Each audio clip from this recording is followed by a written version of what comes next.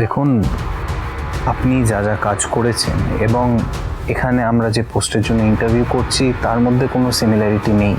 মানে একটা মশলা কোম্পানি সামলানো কিন্তু অতটাও সহজ ব্যাপার না। আসলে আমরা না একটু অল্প বয়সী কাউকে চাইছিলাম। রিল্যাক্স ম্যাডাম, বয়স তুলবেন না, বয়স তুলবেন না। এই লুক এট মাই বাইসেপ। আগে বিরাট খেতাম জানেন, এখন খাওয়াটা কমিয়ে দিচ্ছি। মানে আগে ধরুন একটা গোটা পাটা খেয়ে ফেলতাম, রিল্যাক্স, এখন খাই না, ডাক্তার বারণ করে দিয়েছে। আরও কত কি জানেন। আর শুনুন, আমি হলাম আপনার পাড়ার প্রতিবেশী, নেইবার, বুঝতে পেরেছেন? তা আমি যদি আপনাদের সঙ্গে থাকি তাহলে অনেক কিছু এখানে ম্যানেজ করে দিতে পারবো। পাড়ার লোক যাবে, ধরুন এই পুজোর চাঁদা টাঁদা যা হয় সব আমি ম্যানেজ করে দেবো। রিল্যাক্স। আর এছাড়াও যদি কোনো প্রবলেম থাকে,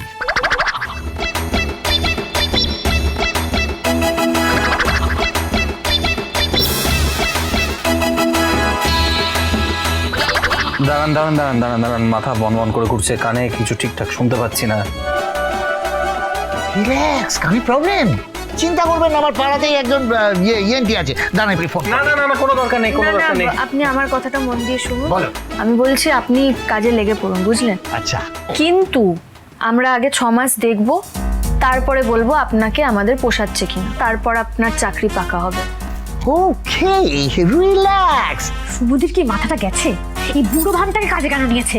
দেখা হচ্ছে তাহলে। দেখে দেখে দেখে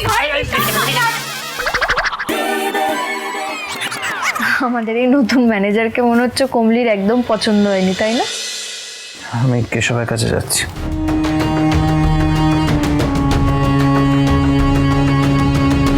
সেদিনের পর থেকে আদি যেন কিছুতেই স্বাভাবিক হতে পারছে না। মুখে হাসি নেই, সব সময় ভুরু কুঁচকে আছে। আগের সেই হাসি খুশি মানুষটাকে আর দেখতেই পাওয়া যায় না। একটু ধৈর্য ধরতেই হবে আমাকে। আদির মুখে আবার সেই আগের হাসি ফিরিয়ে না আনা অব্দি আমার শান্তি নেই। আমাকে এরকম ভাবে ছেড়ে যেও না।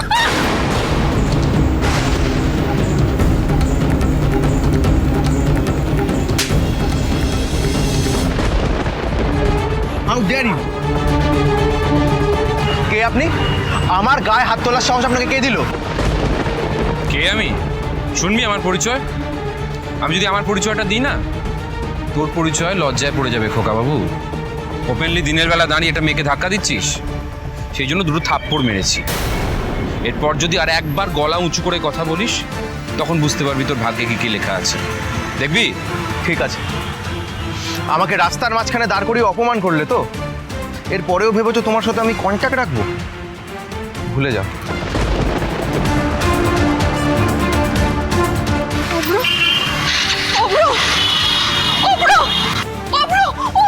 যে চলে যায় তাকে চলে যেতে দিতে হয়। ও কোনোদিনও তোমার যোগ্য ছিল না।